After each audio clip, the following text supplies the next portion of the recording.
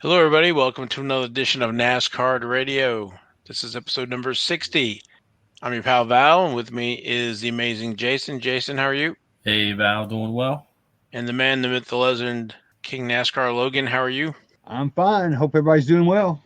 Definitely hope everybody's doing super out there. We're going to talk Xfinity, Cup Series winners, highest finishing rookies. We're going to talk a little bit about playoffs.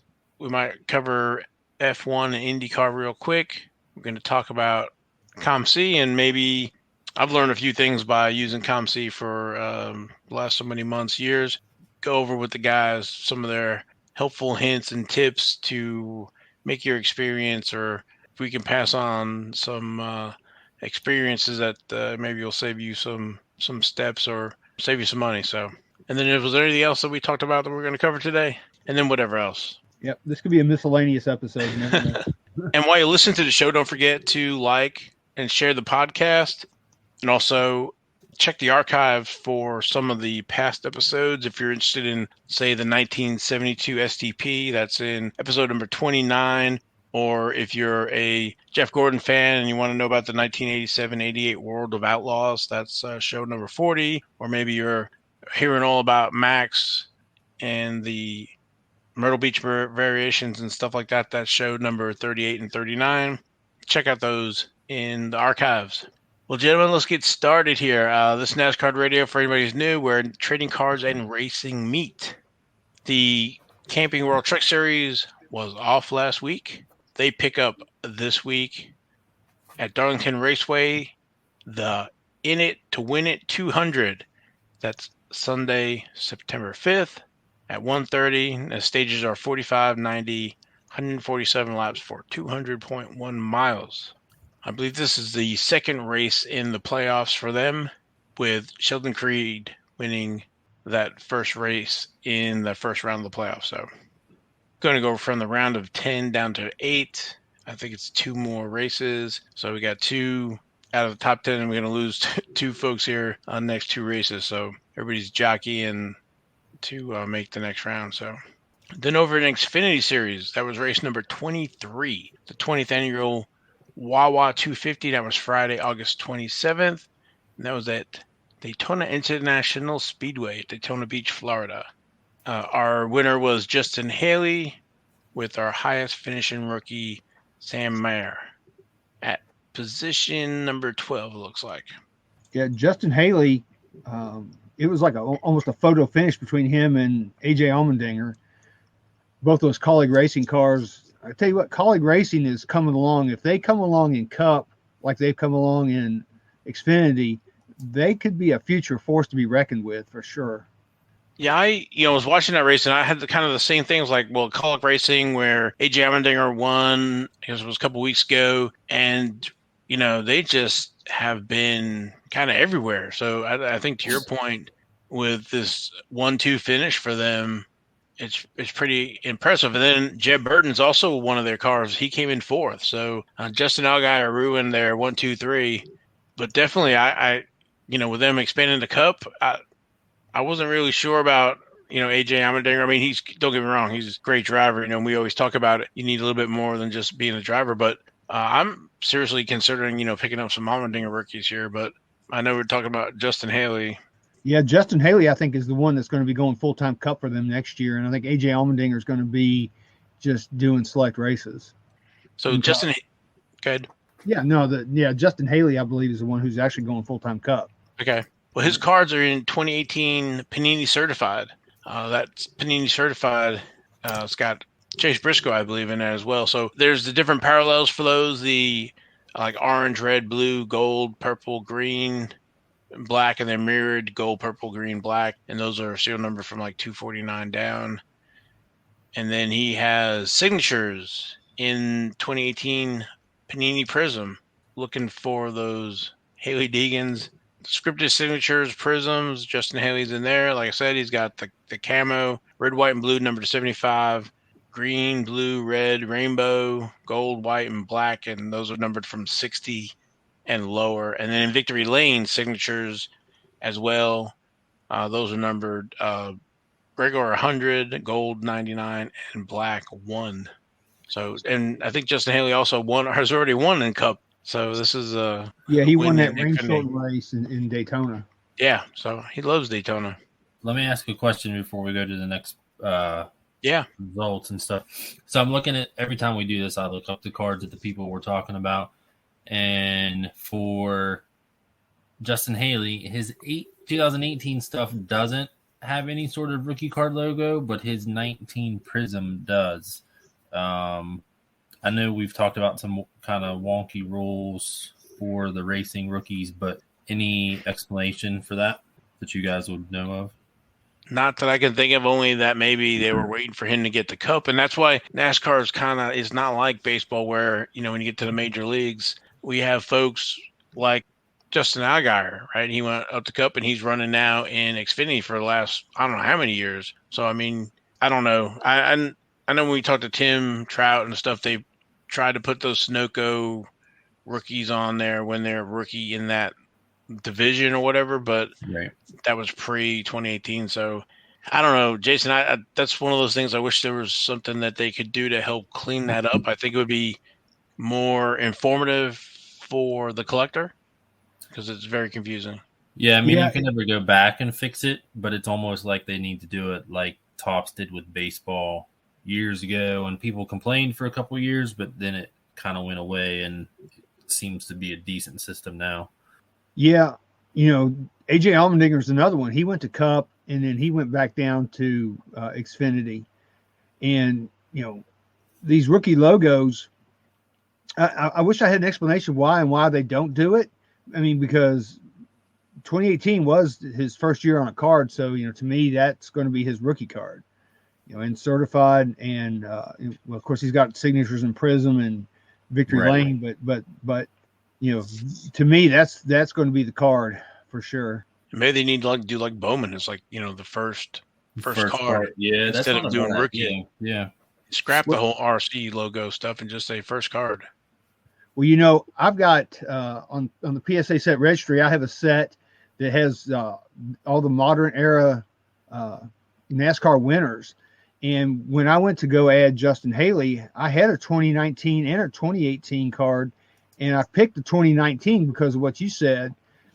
And they said, no, 2018 is going to be his rookie card. That's interesting. So they came back and told me 2018.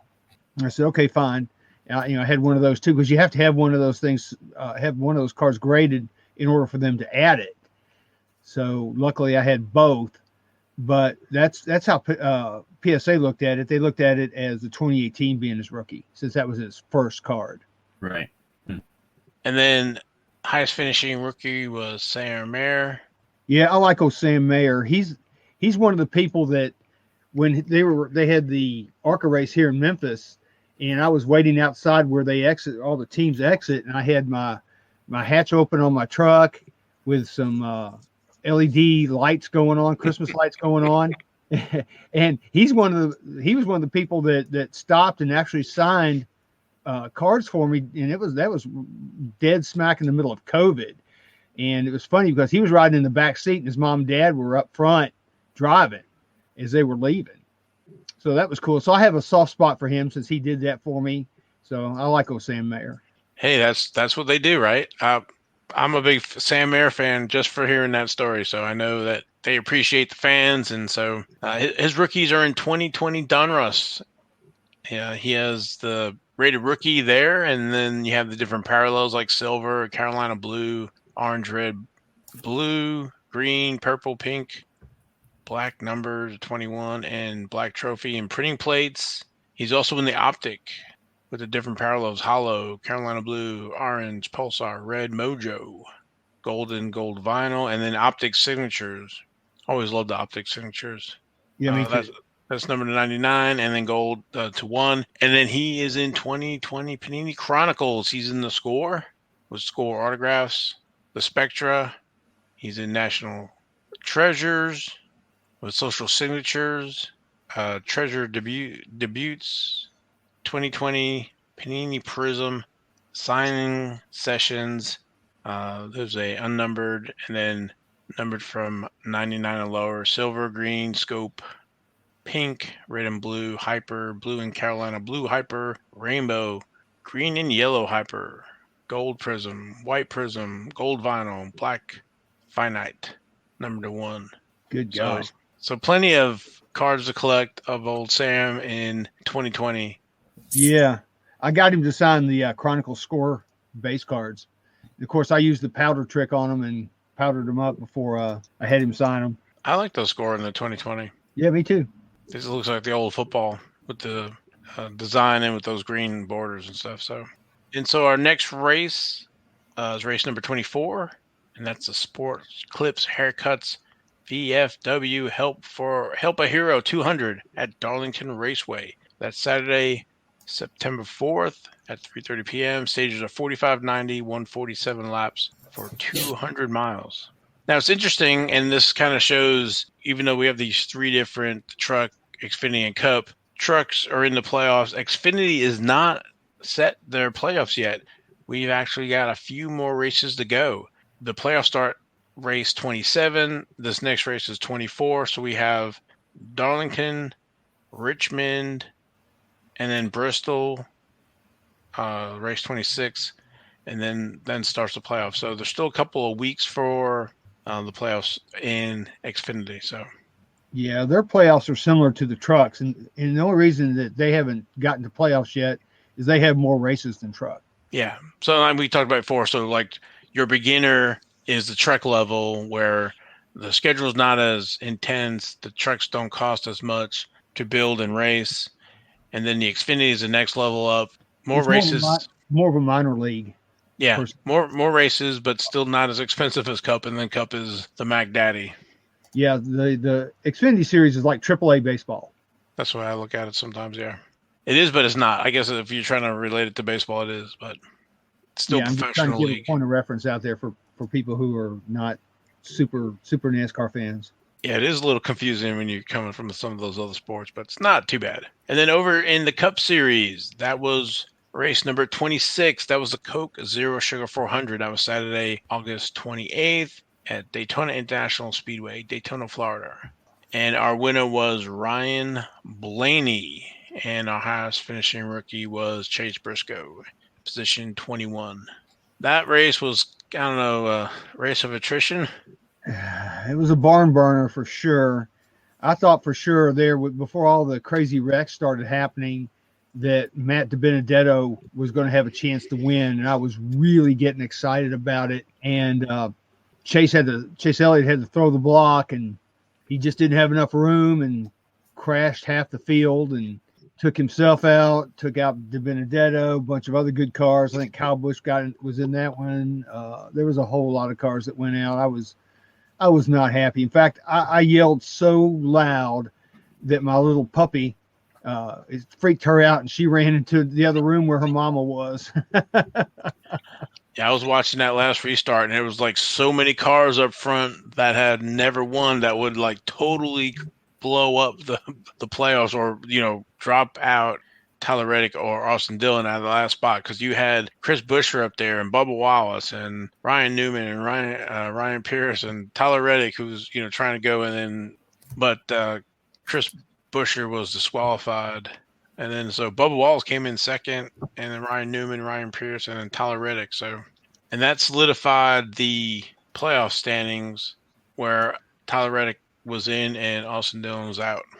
And we talked about Ryan Blaney's cards last week. His rookie cards or first cards are in the 2012 Fanfare. Yep, that's the only set that he's in is the Fanfare. Yeah, there's a few different parallels for that. Blue foil die cuts, hollow foil die cuts, silver number 25, sapphire 20, diamond the 5.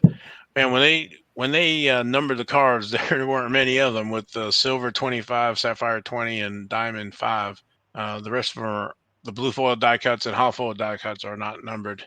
There's magnificent materials, silver and gold, numbered to 125 and 75, and then the Young Guns autograph silver, the 399 gold to 150, red to 75, and blue to 10. And those are the ones where I told you that you can actually find a full signature version, and then you can find his, oh my God, I got to sign 600 of these. I'm gonna make the the Y and Ryan make the L in Blaney. So so $399, $150. So that's 550 plus 75. So it's like six something. So be on the lookout for those full signature Ryan Blaney's Young Guns 2012 fanfare. Yeah, and his rookie cards are just like all the other ones. It seems like that his are very reasonably priced, and this is his first multi-win season. I mean, he's won. The other seasons when he's won one race. This year now he's won 3, so he's had a great year. And when you look at the playoff standings with stage points and stuff like that, if I'm not wrong, he's basically tied for second place with Martin Truex with 24 points. Now, Larson's got 52, but he's got a lot of stage points that'll help him through the playoffs. Yeah, he does. I mean, if we want to start I think let's start talking about the Truck Series playoffs. If we want to start talking about playoffs, let's hit Chase Briscoe real quick. If you're new to the show and haven't been listening, Chase Briscoe, his rookies are in 2018 Panini certified, and then he's also in Panini Prime. Those are more relics, and then signatures in 2018 Panini Prism and 2018 Panini Victory Lane signatures as well. And then I just wanted to cover real quick for the IndyCar fans.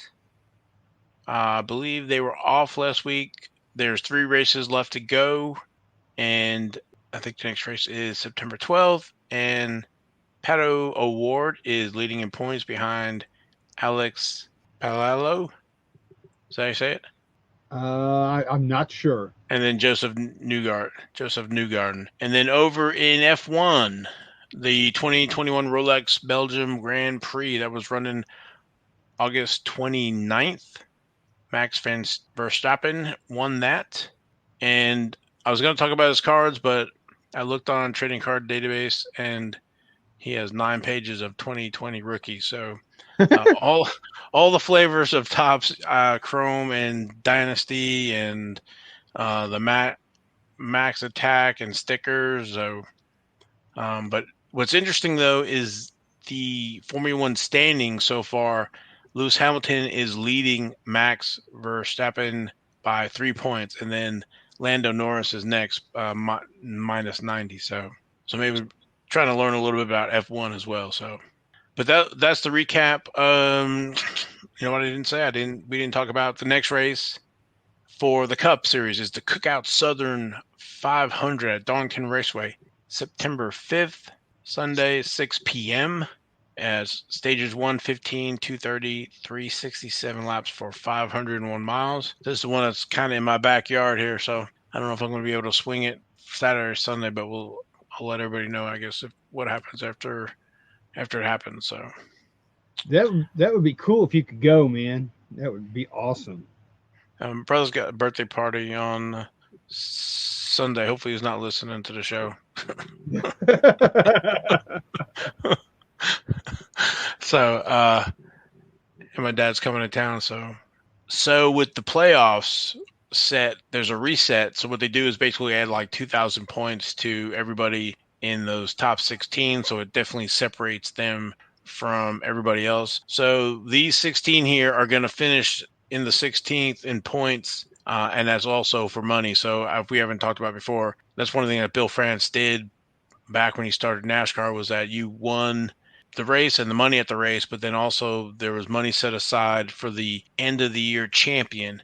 So that would keep drivers in the league, and reward them for driving and competing in all the races. So that's what I'm saying is out of the 40 racers who come to the race each week or whatever, that these 16 here now will be in the top 16 for money. So it helps these, smaller teams like Michael McDowell and stuff like that. They're going to get 16th place money, worst case scenario. Yeah. Hey, can we go back to Darlington for just a second? Yeah. Yeah. I just wanted to give some facts, some couple of fun tidbits about Darlington. We talked about Harry Gant before and how good he looks, and he really looks good for his age. But anyway, He is the oldest winner at Darlington. He was 51 when he won 30 years ago today. Wow. He was Yeah. 51 then. He was 51 30 years ago. So, yeah.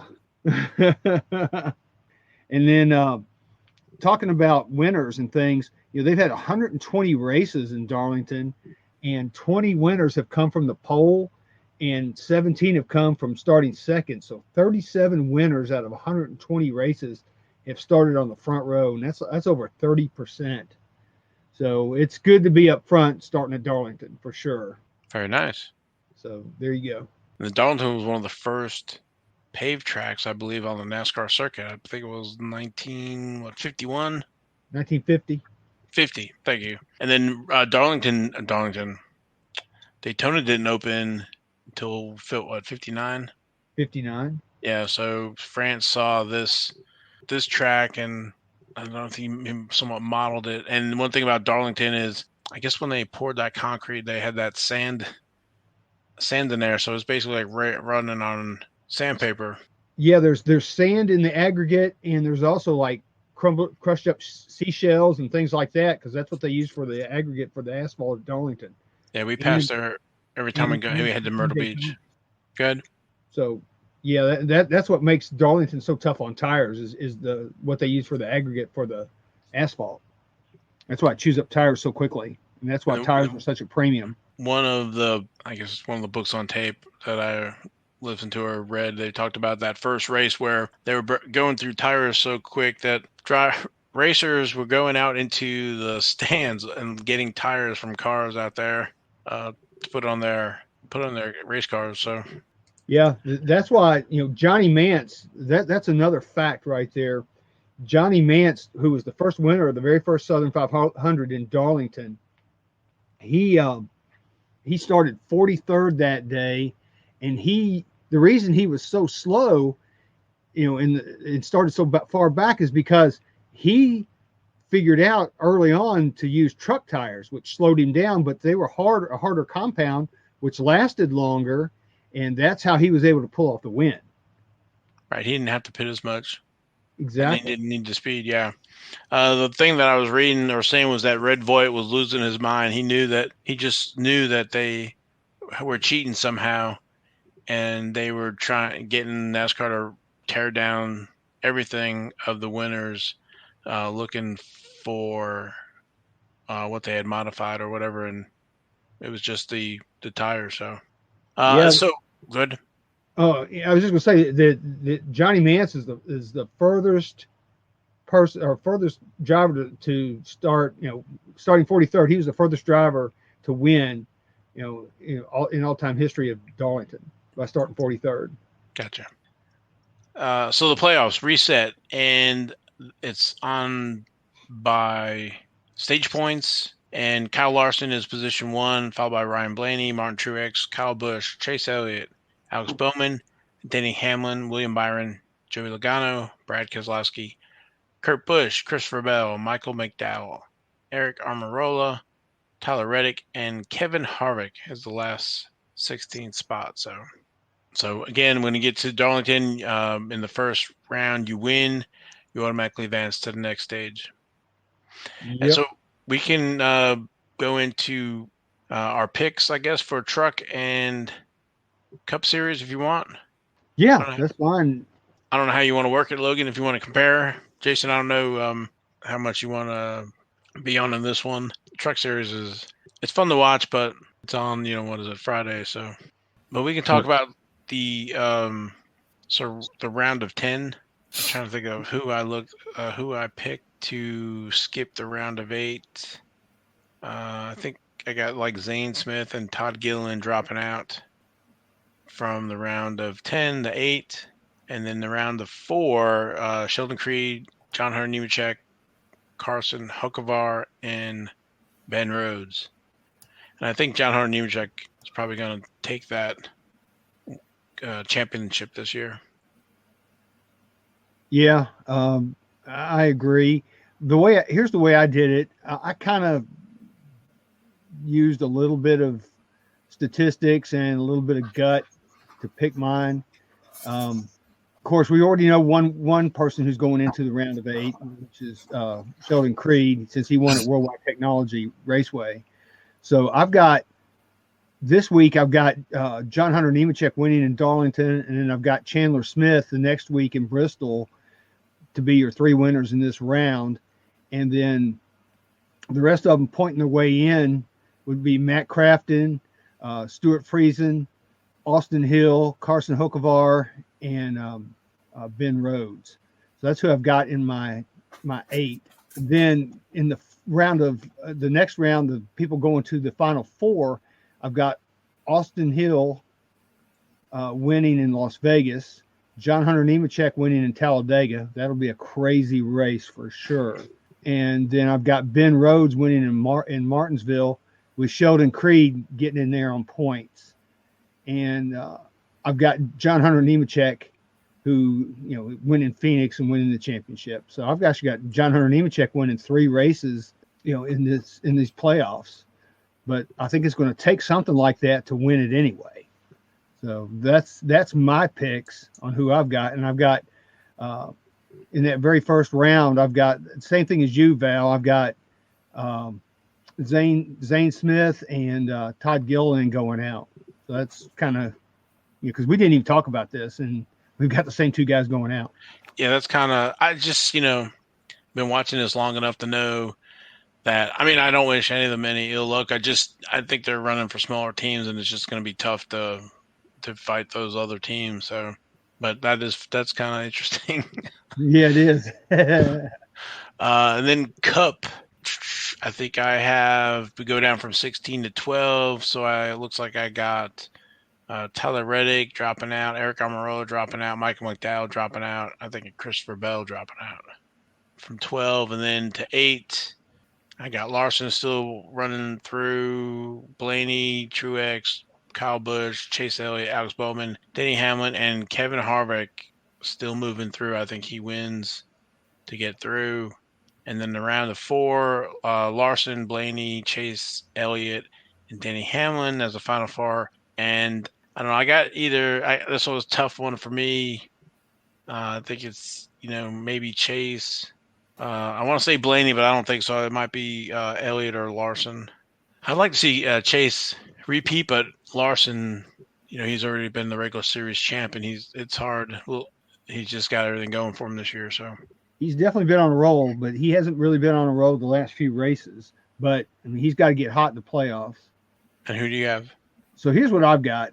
I've got Truex winning Darlington this weekend. I've got Joey Logano winning at Richmond, and I've got Kyle Busch winning at Bristol. Boy, that was a really hard one to pick, since he dominates there pretty much. Rounding out the round of 12 would be Larson, Blaney, Chase Elliott, Alex Bowman, Denny Hamlin, William Byron, Brad Keselowski, Kurt Busch, and Kevin Harvick, with Christopher Bell, Michael McDowell, Eric Almirola, and Tyler Reddick not making it. I'll be back to be going out. You got the same as me. Really? Yeah. Jeez. Dang, that's amazing. I swear, everybody, we did not talk about this. The only thing we said is we were going to make our picks and we would reveal them on the show. So there you go. That's pretty cool. Now, if it happens, it's a whole nother story, but we'll both be right or wrong. So yeah. There's no room for error here with both of us. So in the round of 8, I've got Kyle Larson winning Las Vegas. I've got Denny Hamlin finally winning this year at Talladega. He's due. He's been up front so much. He is due to win. And I've got Chase Elliott winning at the Roval, since, it's kind of a road course, and Chase Elliott is by far the road course king of NASCAR right now. Also moving on in the round of 8 would be Truex, Joey Logano, Kyle Busch, Brad Keselowski, and Ryan Blaney. Going out and not making it is going to be Alex Bowman, William Byron, Kurt Busch, and Kevin Harvick does not make it. He hasn't shown me anything this year to make me think he's going to get any further than that. He's just that the whole Stewart-Haas team has just, as a whole, has just not performed, and they've missed something somewhere or something, but they're just not. This is just not their year. So moving on to the round of 4, I've got Kyle Busch winning at Texas. I've got Kyle Larson winning at Kansas. That'd be his second win of the playoffs. And I've got Martin Truex winning in Martinsville, which would be his second win of the playoffs. And pointing his way in would be Chase Elliott. So my final 4 are Kyle Busch, Larson, Truex, and Chase Elliott, with Hamlin not making it, Logano, Brad Keselowski, and Ryan Blaney. And my championship winner in Phoenix, I'm just going to go with what I've seen this year, and I'm going to pick Kyle Larson is the champion for this year. I think he'll be loaded for bear if he makes it to the final 4, and he's going to just take it all. That's how I see it.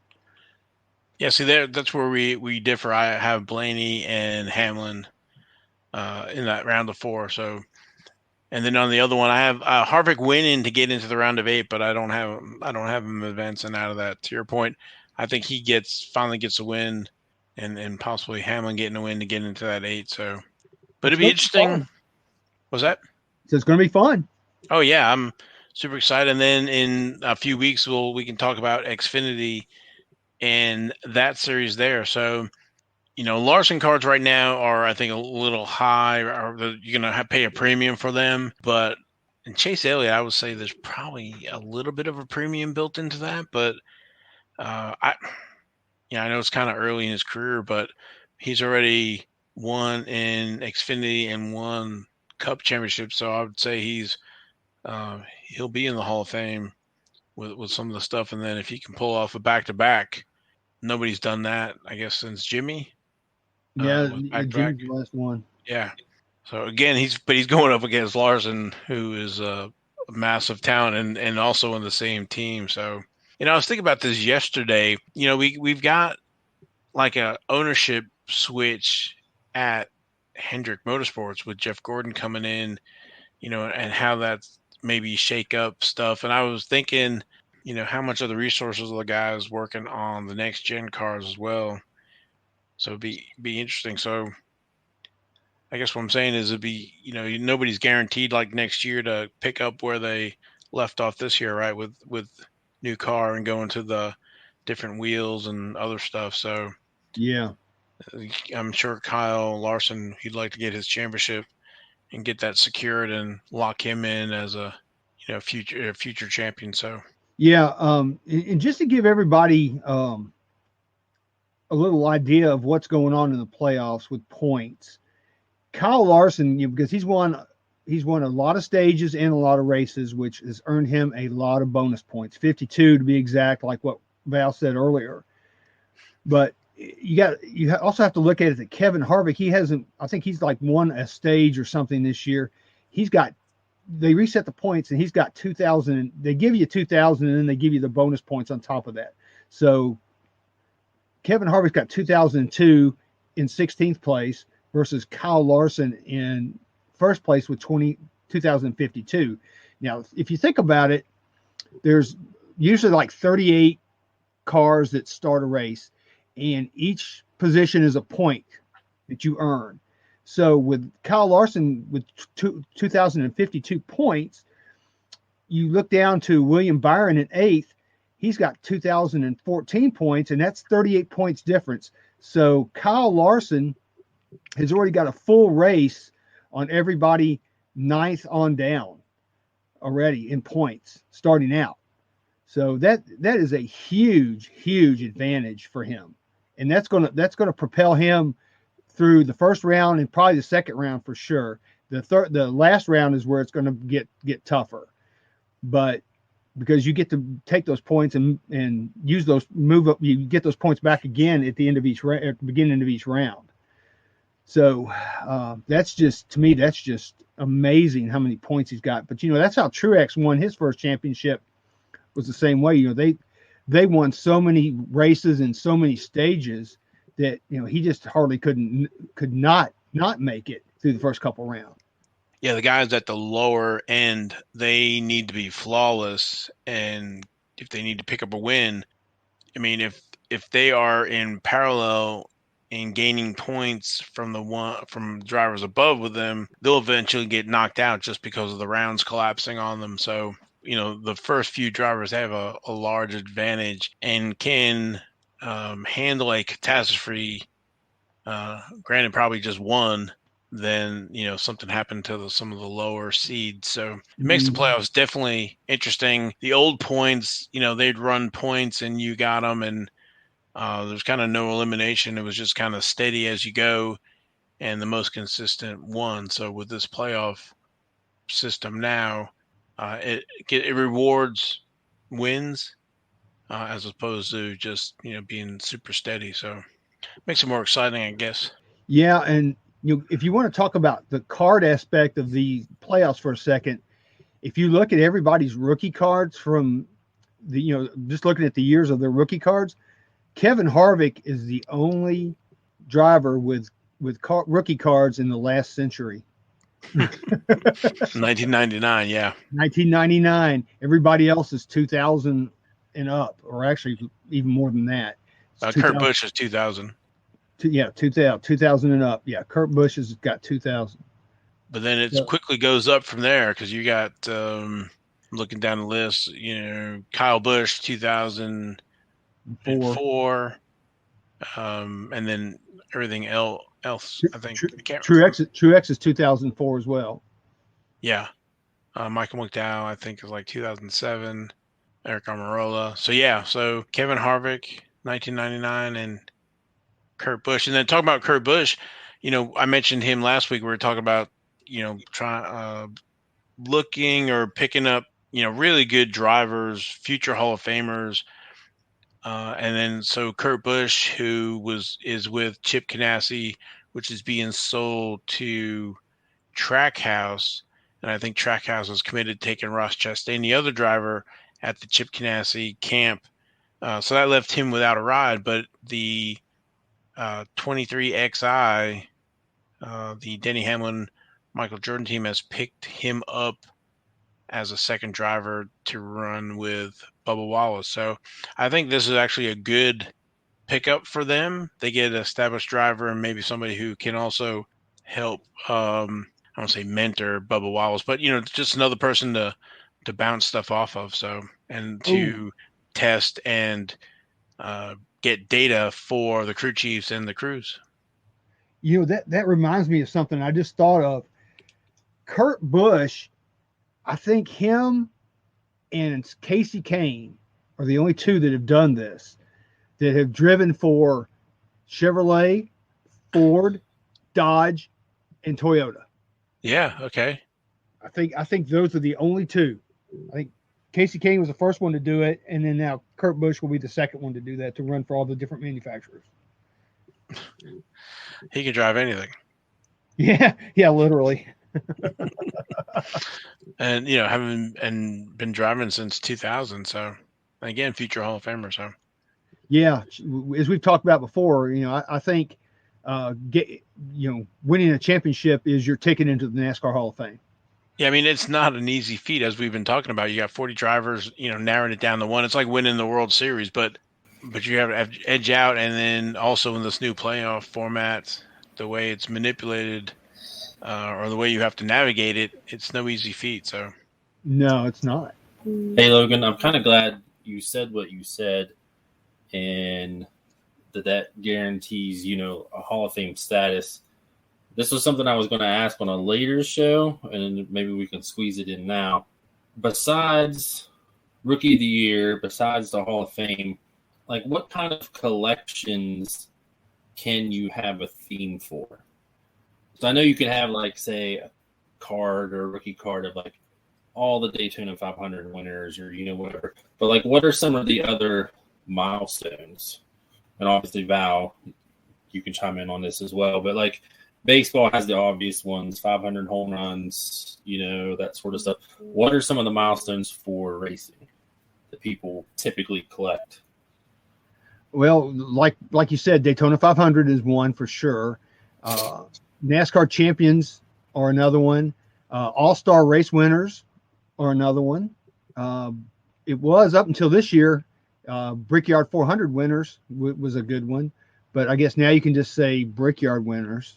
But those are all good themes to collect. In fact, I do collect some of those myself. In fact, I think there's actually a set on the PSA set registry for the All-Star race winners that you can collect. And one thing I like is champions getting a card from the driver's championship year, autographed. So, going back, I think quite a ways, you can get their cards were produced, pack certified of the drivers who won the championship. So, what about stats? Like, what kind of stats do more than one driver achieve, but is also within reasons where it's not like a collection of two cards, two drivers? Well, of course, wins is one of them. Pole winners. How many poles have you won? Well, I guess the more specific question is like, okay, so for baseball, there's 500 home runs. So, like, is there a number of wins that's, not elite level, but at least it's premier to where enough people get in to where it's a big enough collection, but it's not like everybody gets in? I'd say anything like that. I'd say, if you're going to do something like that, it'd be like 25 wins or more would be a good place to start. Yeah, I was going to say 20 or 25. I think when I heard when they were like redoing the NASCAR Hall of Fame, or they were picking some of the older drivers or the top 50 or whatever it is, that they were using, I think, 20. So I was thinking either 25 or 50, depending on how you wanted to do it with wins. Gotcha. Either multiple champions. Yeah, because if you look at the all-time race win list, there's not a whole lot of drivers that have won 50 or more races. Yeah, and I knew that from seeing the list when we talked about it a couple shows ago. But then when Miguel Cabrera just hit 500 home runs last week, it kind of made me think, well, what about for us, racing collectors? Like, we talk about rookie cards all the time, but we never talk about like themed sets or themed collections. So, yeah, and I'll tell you guys another theme that I like, and it encompasses more than just NASCAR, is IROC champions. The people who have won the International Race of Championships. I mean, you've got people like Mark Donahue and I think Al Unser. There are several IndyCar drivers that have won the International Race of Champions. But then as it went on, it seemed like it was more NASCAR dominated. But in the beginning, you had a mix of IndyCar and NASCAR drivers winning that championship, with Mark Martin winning 4 IROC championships and Jeff Gordon never winning any. So I hope that tells everybody something.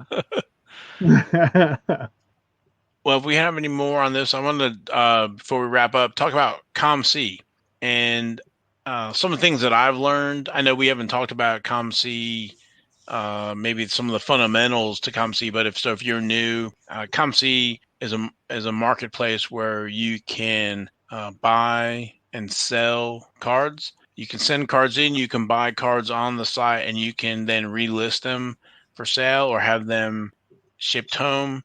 Previously, getting them shipped home wasn't too, I don't want to say a big deal, but you didn't have to wait too long. But with all the stuff that's going on in the market right now, I think I saw today where they shipped about 500,000 cards last month, and that they are catching up.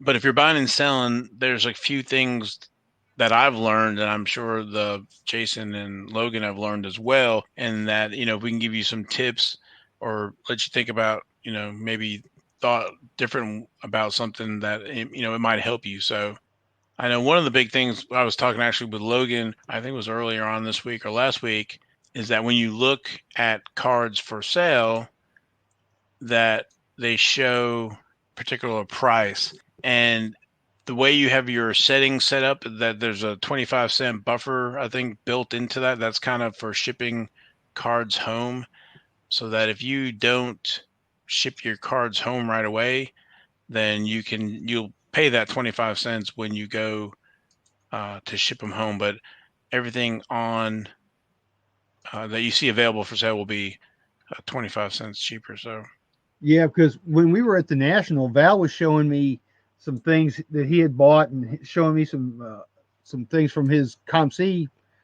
page, and I saw some cards in there that were like 3 and 4 cents, and I'm like, I went and looked for those, and I never saw anything like that. And Val was telling me that you have to change your shipping and reselling mode in your profile. So I'm gonna let Val talk about that.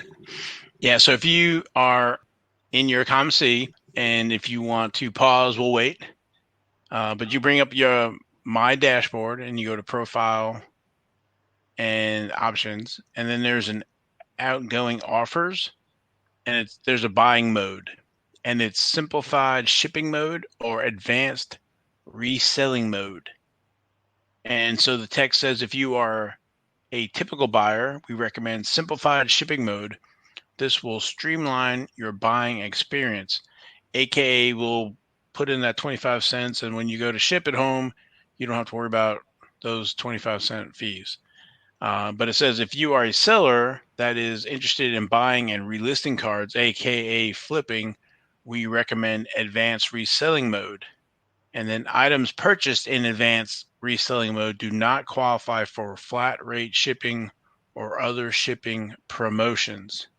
So that's the one thing you lose. But the majority of the stuff I'm either acquiring and leaving on the site, or I will ship later at one time. Like I said, your shipping fees will be more when you go to ship, but it's not really more. You've already built that in if it's in the simplified shipping mode. I don't know if I'm saying that right, Jason or Logan, if you guys can. Yeah, so I guess there's a couple ways to look at it, and just depending on your perspective. But pretty much every card on there has two prices. One is a quarter more than the other, essentially. And what you're talking about is the advanced reselling mode, which would be the card is 5 cents, where if it's the simplified mode, it's 30 cents. But if you're like me, sometimes I forget to switch back and forth because I buy cards to flip, and I also buy cards, to finish sets or something that I want. So sometimes I forget to switch it back and forth. So one example is if you buy a card on the reselling mode and you didn't pay that quarter, whenever you go to ship it to yourself, you will pay that quarter. So you'll pay that quarter regardless if it's something that you're getting shipped. The reselling mode is more for a card that you will never physically touch, if that makes sense. Because you're going to buy it, relist it, and then it'll go into your account, but it won't actually go to your house, if that makes sense. Yeah, that makes sense. I didn't look at it that way, but yeah, thanks for clearing that up. So that's one of the tidbits that I learned, and you can buy cards for 2 cents or whatever. And again, to me, there's no penalty for it. You're just going to pay that 25 cents if you decide to send it home. That's all. Because sometimes I'll keep stuff on the site, and then we'll try to do stuff bulk. And then also if you're an e-pack and you send that through to your COMC account and send it home, you're still going to have to pay that extra 25 cents as well. So that's how I kind of stumbled into that mode, because I thought, well, when you transfer stuff from e-pack, I can just send it home with the other stuff. But no, you have to pay that 25 cents. So do you guys think it's best just to keep it in advanced reselling mode all the time, or because I know I heard Jason talking about flipping it back and forth? Yeah. So the two options that I would suggest are doing that. But it's a mental thing. Whenever you go to ship it, then if you have 100 cards, you're paying an extra $25 for shipping, and it just sounds bad. It just kind of sucks. Even though you're paying it little by little, when it's that lump sum, it's kind of different. Or have two accounts and do one account as a reseller and one account as a simplified shipping mode. So, see, I had to get out of that mindset. So I was thinking, okay, yeah, I sent us 100 cards home, and it's going to be $25, right? But otherwise, if I buy it in the other mode, I paid that $25 and it's sitting in COMC, and it's basically, death by 1,000 paper cuts, as opposed to, okay, when I go to send it home, if I do send it home, I pay for that one time there. So I pay it only if I ship it. So whatever the shipping cost is, to me, that's fine. It might be high, but it's not any higher than it would be if I did it the other way. So right, it's a total mental game on that one. Just depends on your preference. Yeah, exactly. So just for the listeners to be aware that you have options. So, and again, you can move it or switch it back and forth, which I have not done. I've left it the way it is, but I guess sounds like, Jason, you have done that before. Yeah, I've pretty much, I feel like I've almost tried everything on there just to see what works best. And it's the thing about that site. There's not one right answer for everybody. Yeah, and it is very, there are options on the site. So one of the other things for me is when you sell, the first of the month is when your fees are taken out for the month.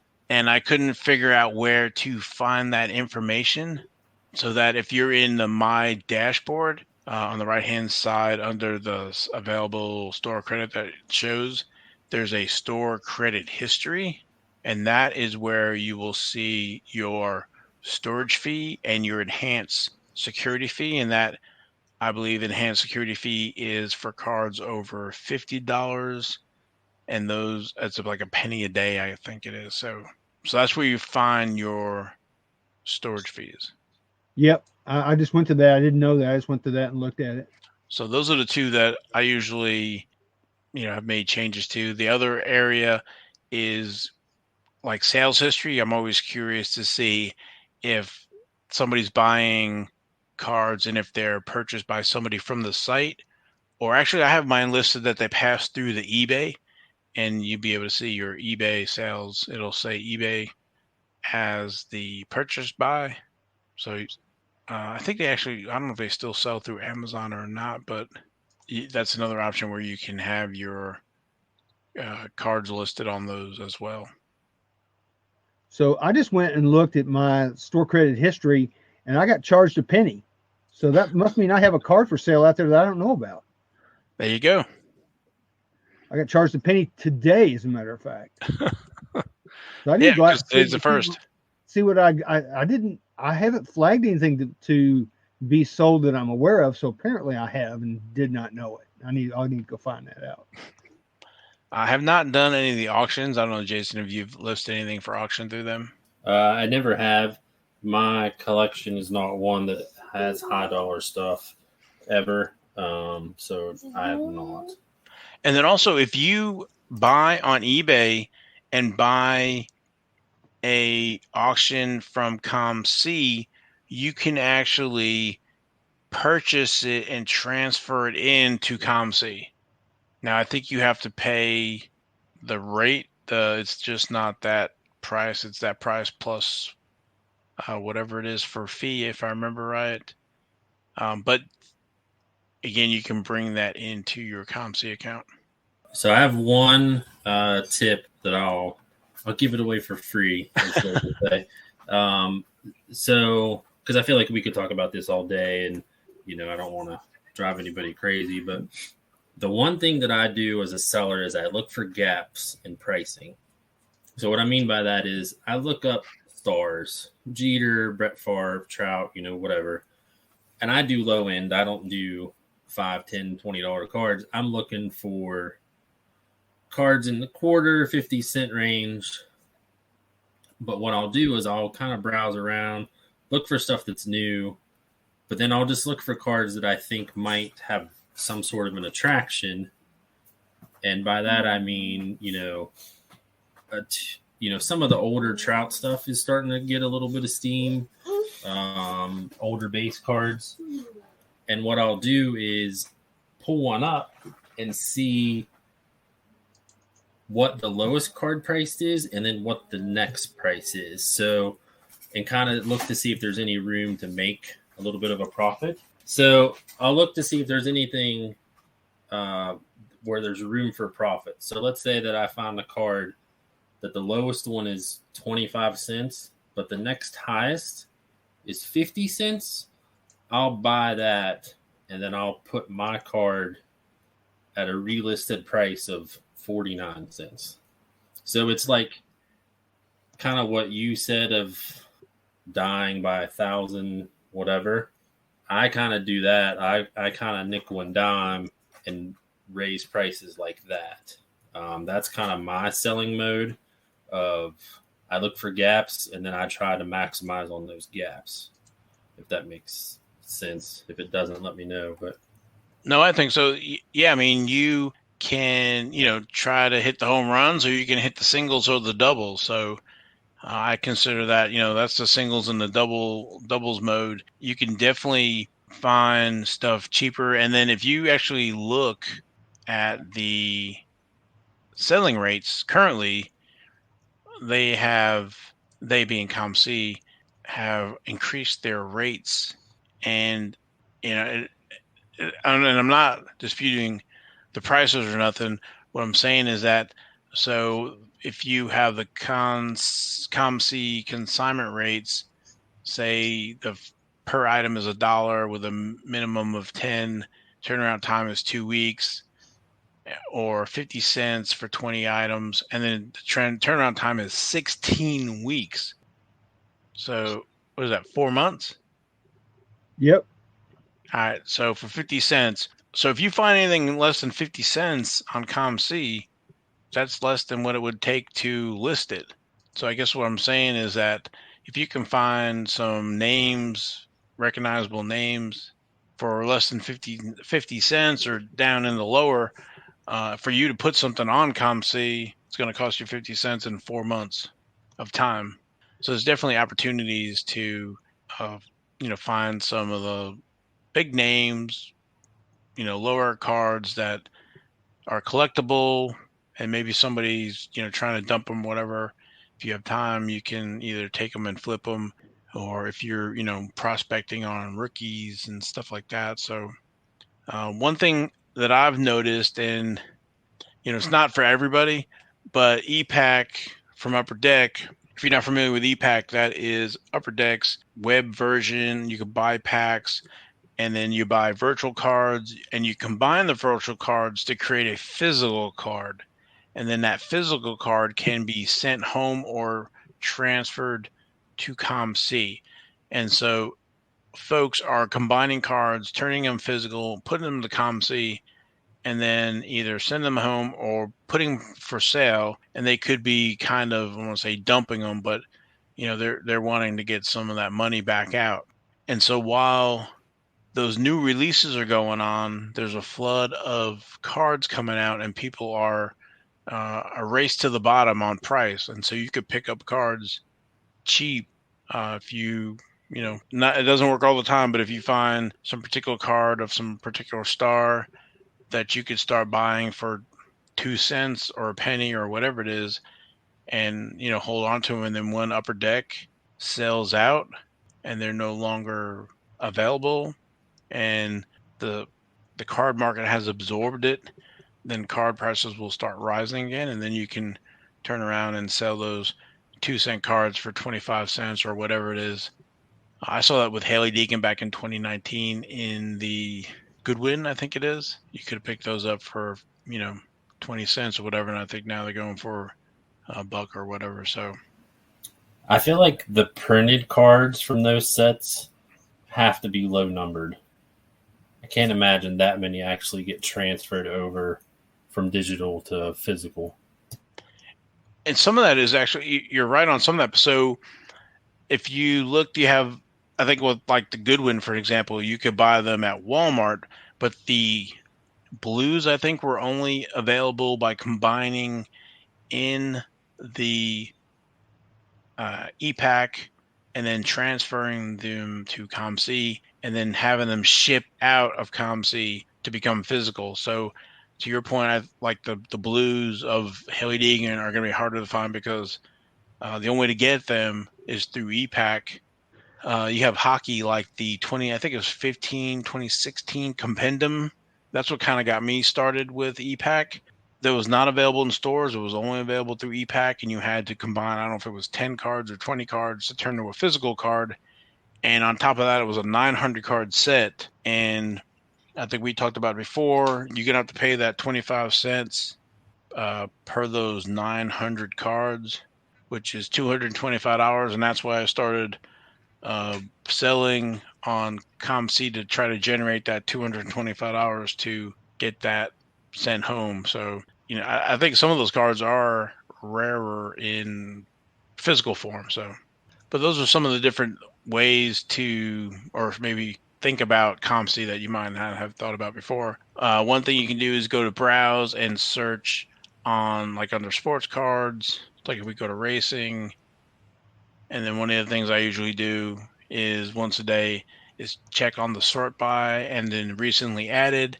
And so that list is a list of cards that are basically being scanned and listed for sale at that moment. So if you refresh throughout the day, you'll see that list grow. It gives you an opportunity to look at racing or soccer or baseball or whatever sport is that you like, to kind of see what's being scanned and what those prices are. And there might be an opportunity where somebody has something priced low that you could pick up, or maybe you need for your collection. Or I'll add in, you could lose cards because you don't realize what they are and you price them too low. I've done that a few times, and somebody scooped it up super fast where I couldn't change it. So, yikes! I find a lot of great bargains that way. There is, it's very deceiving because this is the one thing I don't like about COMC is when you go to list a card, it'll tell you the lowest price to the highest price. And they don't necessarily tell you that lowest price is a damaged card or, a blank back or, whatever. And I am the type of person that if you tell me the lowest card is 99 cents, I'm listing mine for 98. And I've gotten burned a few times.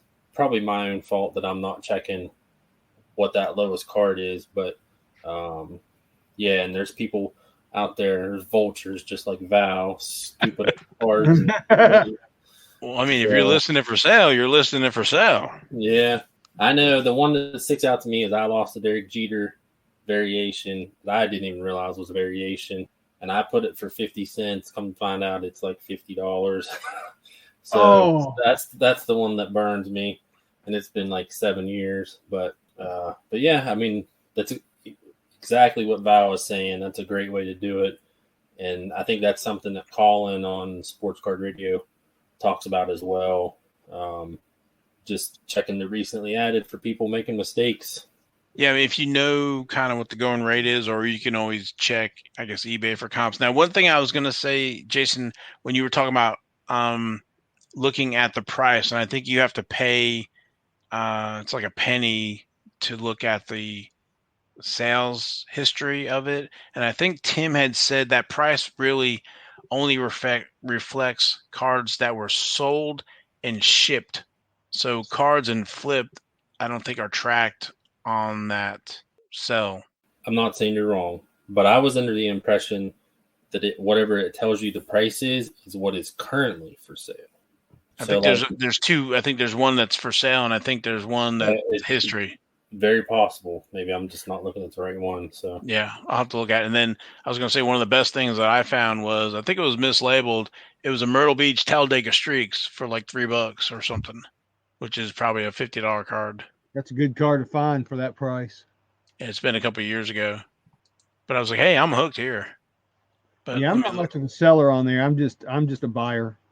Like I said, with paying that $225 to ship those 900 cards home, that kind of made me look at, hey, how can I, flip a few cards here and there. I'm not one of these, there's some folks that are like, hey, I got the one card and I'm going to charge, 50 times what it's worth because I got the only one on COMC. The one thing we haven't talked about, and this is where I said I think we could go all day, is the current events, like the news flash sort of thing. It happened yesterday with NFL cuts. Cam Newton got cut, so Mac Jones is the starter for the Patriots.